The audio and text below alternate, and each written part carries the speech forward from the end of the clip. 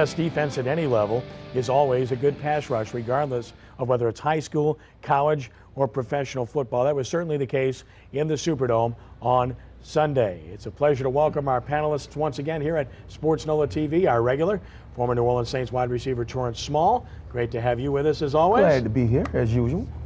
Our special guest today, that's why he's distinguished, sitting in the middle, and the only guy that got the itinerary right and the dress rehearsal right by wearing his hat, Buford Jordan.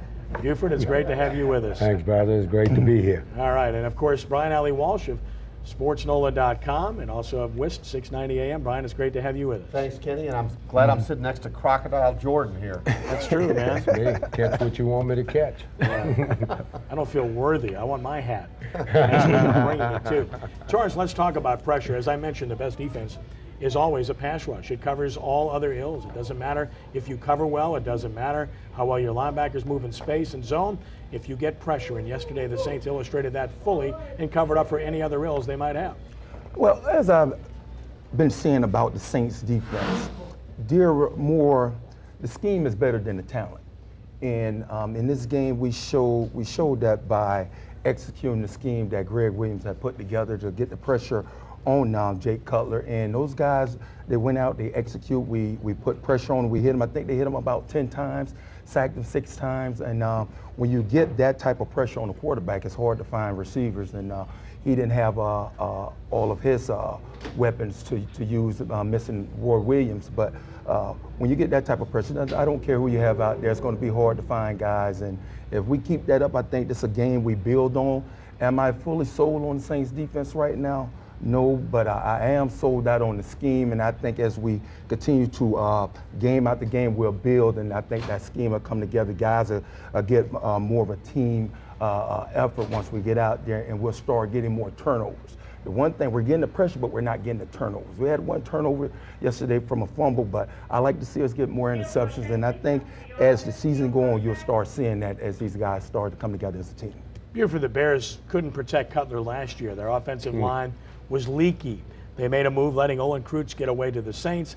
They certainly didn't look any better against the Saints yesterday. Mike Martz is a mad bomber, and he doesn't max protect. Heck, he doesn't even minimum protect. He doesn't keep people in.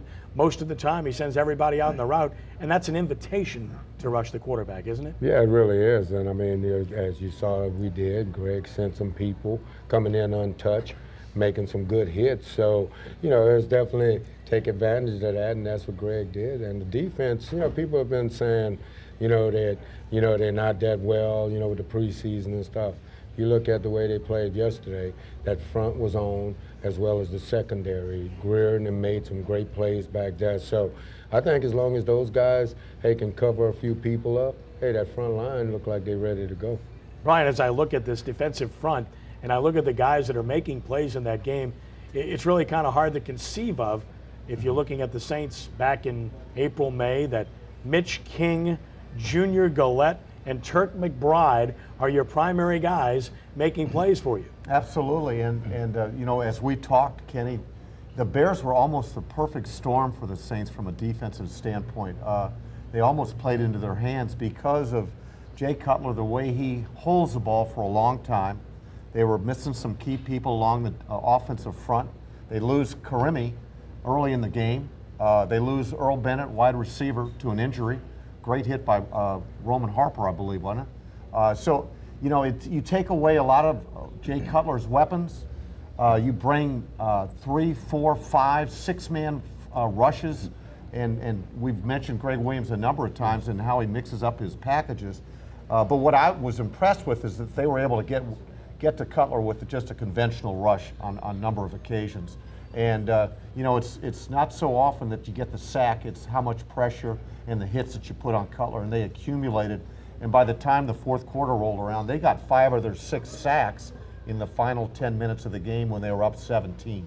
Sure did, Brian. When you look at this game, one of the reasons the Saints are able to blitz and cover man in many circumstances is because Chicago lacks any big play receiving threats other than Devin Hester, who's more of a specialist. Again, Sanzenbach is your starter, and wide receiver is a rookie, and frankly not a deep threat. They let their tight end go at the end of last year. They just don't have anybody that's really going to scare you or hurt you in the passing game. I agree, Kenny. And, you know, it's almost kind of like NBA basketball. They had two weapons really on offense, Matt Forte and Devin Hester. Well, you know, they frustrated Hester to the point where he was really almost a non-factor in the game, both special teams and as a wide receiver.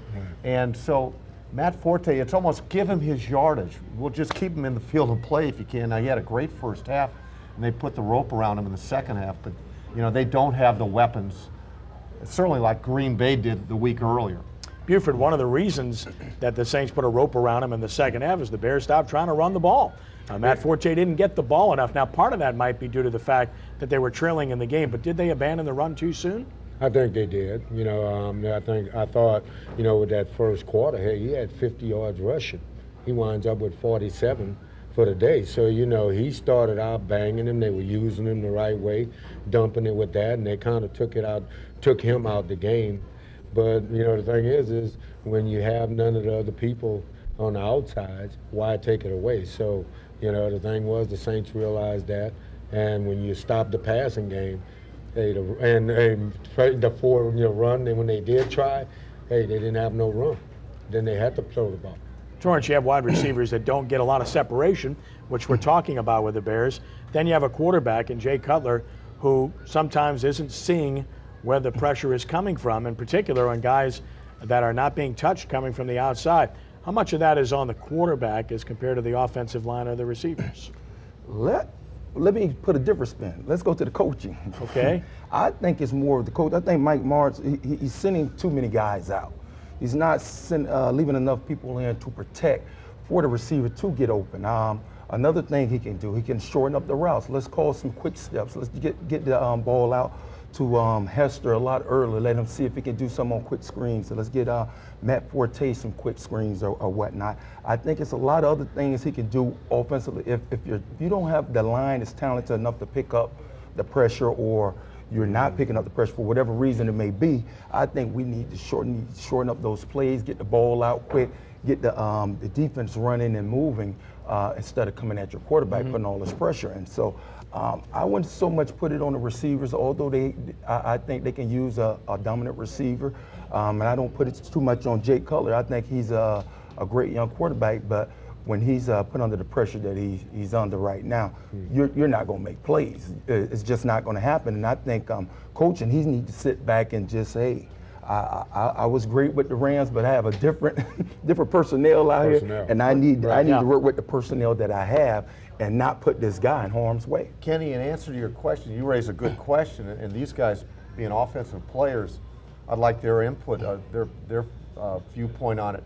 The quarterback, you know, when you bring pressure, and you've got 4, 5, 6 guys, and you're not max protecting, you're sending everybody out. That quarterback has to be responsible to pick up that extra rusher.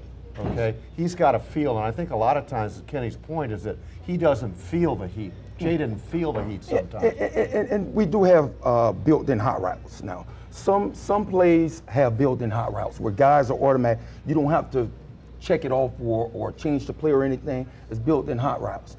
But it seems to me the plays they run, it should be some type of max protection for them. Now you see a lot of the points and all that the guys have and all, but you know you have to have a max protection if you're going to run the routes that they want to run. Right. I agree with you 100%, and I think it's very important. I want to expound on that a little bit further. We're also going to take a look around the NFL and take a look at the NFC South and how it performed this past weekend as things get more interesting through 2 weeks of the NFL season. This is SportsNOLAtv, a production of WHNO Television, of course in conjunction with SportsNOLA.com. We are live at Bergeron, Chrysler, Dodge, Jeep, Ram, and Volvo 3525 veterans in Metairie, and we appreciate Dennis Bergeron and his crew having us here today.